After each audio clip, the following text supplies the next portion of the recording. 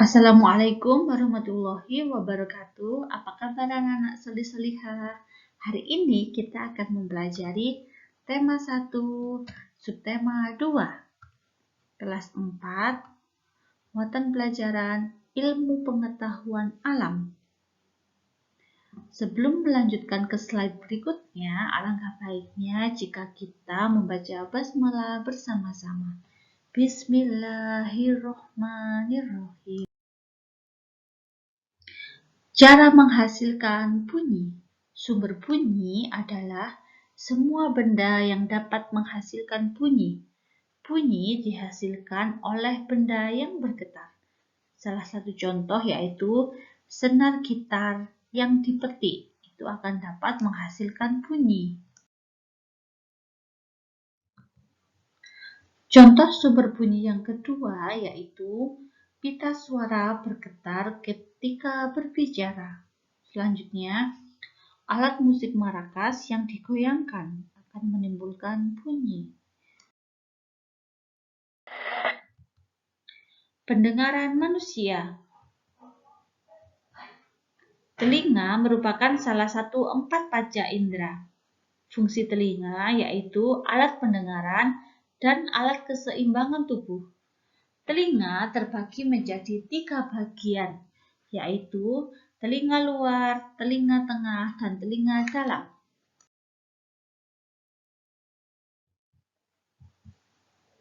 Telinga luar.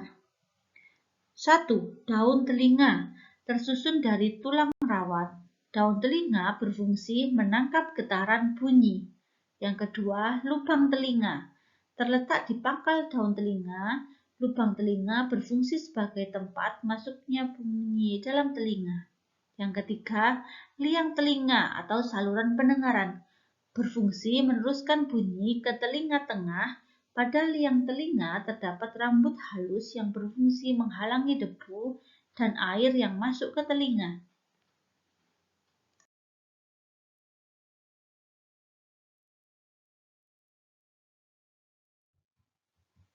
Telinga tengah. 1. Gendang telinga atau membran timpani berupa selaput tipis yang peka terhadap bunyi.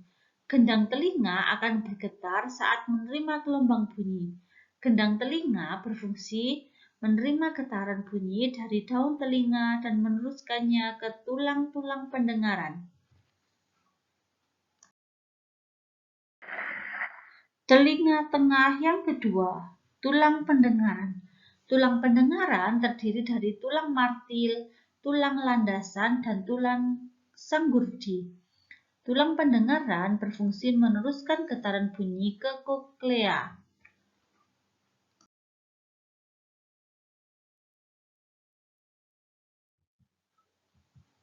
Telinga dalam. 1.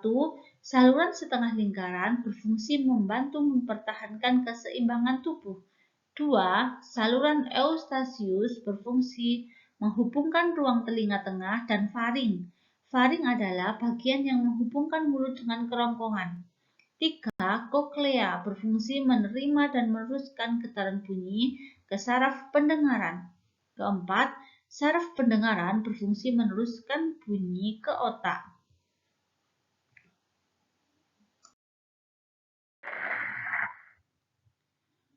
Bagian-bagian telinga. Adapun bagian-bagian telinga dibagi menjadi 3, yaitu telinga luar, telinga tengah, dan telinga dalam.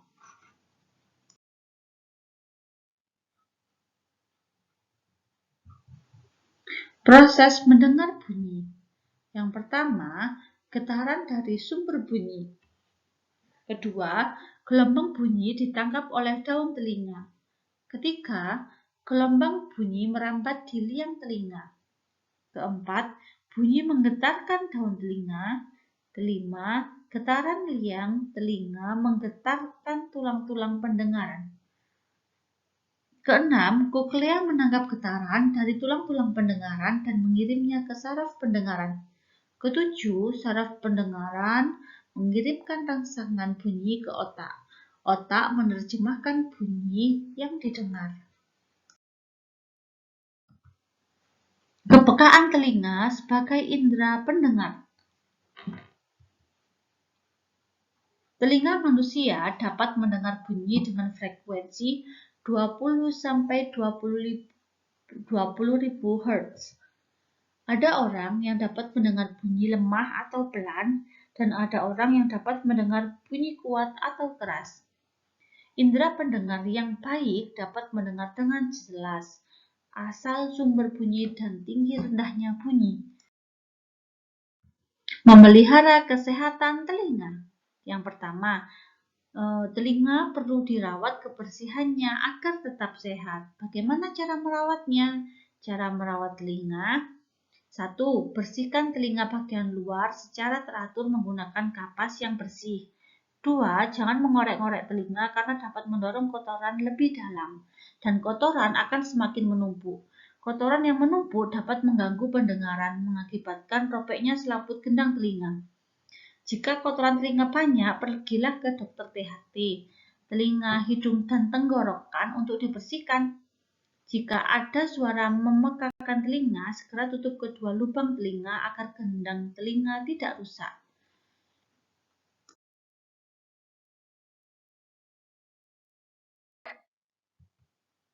Terima kasih. Meskipun singkat, semoga bermanfaat. Saya akhiri. Wassalamualaikum warahmatullahi wabarakatuh.